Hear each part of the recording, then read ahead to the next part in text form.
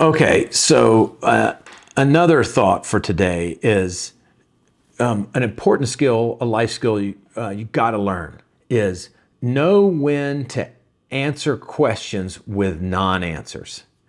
All right, seems fake when somebody, so let's say you're doing a job interview, or let's say you're in a professional situation. Not every question asked of you is an honest question. So the one that first comes to my mind is, tell me a little bit about your weaknesses. That's a question you must learn how to not answer. But you have to also make it not be known that you refuse to answer the question.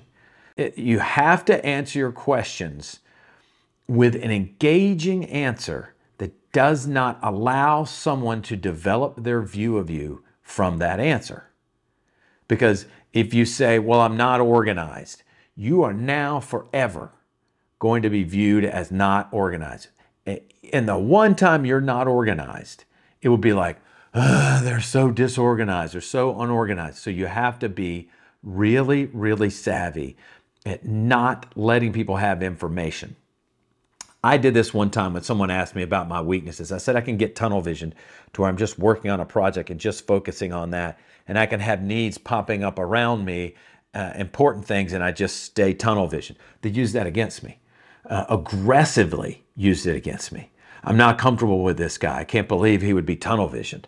Are you kidding me? I had to learn, so you have to learn how to answer those. Now, let me tell you, if someone said, okay, so tell us about some of your weaknesses. I would say something like, I didn't really understand my weaknesses until I started spending more time around so-and-so, who really saw all the things that I do and was warm and embraced. And I began to recognize that my giftings, that my personality and some of my skills, or some of those are gifts. And so I'm not that great at some things, but I've learned to where I'm not great, to not hide from that, but to get other people to help.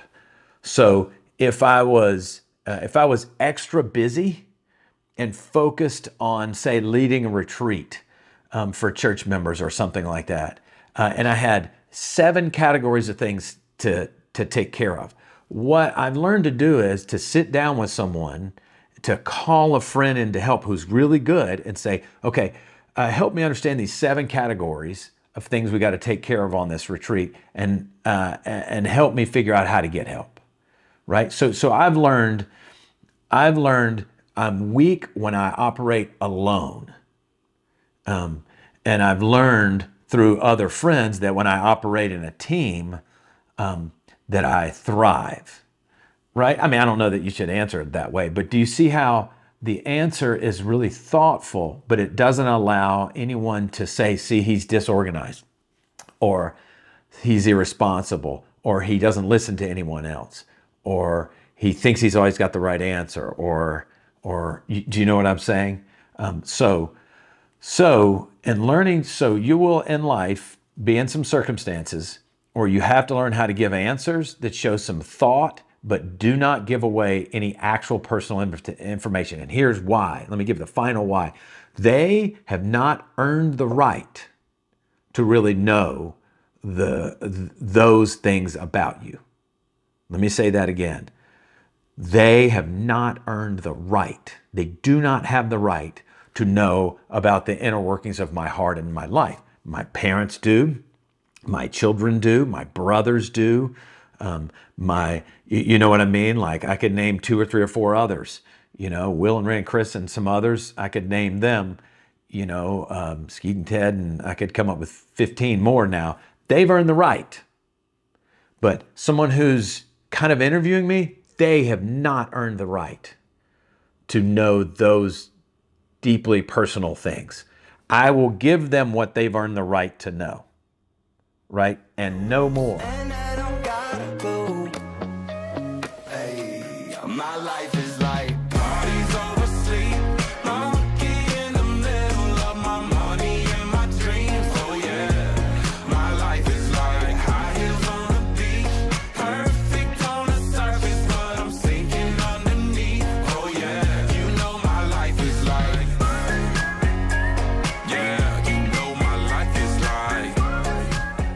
So I also had to learn in answering like that, figure out how to answer that question in succinct ways. Even the answer I gave earlier might be a little too long.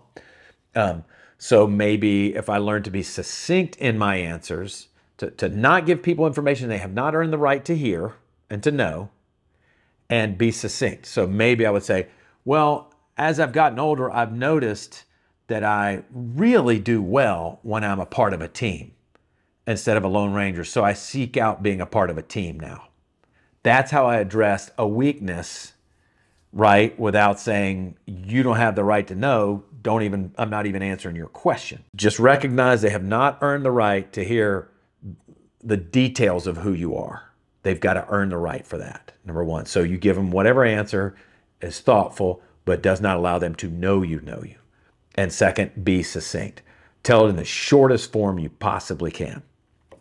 So I would leave out like the retreat explanation story if I were answering the question now. All right, that's my theory on on the importance of being clever in how you answer questions when someone's interviewing you, or you're meeting your father-in-law, future father-in-law, or you're just in any setting where people might be categorizing you as a result of the information, or finding reasons to be concerned about you as a result of those questions. So that's my thought on that.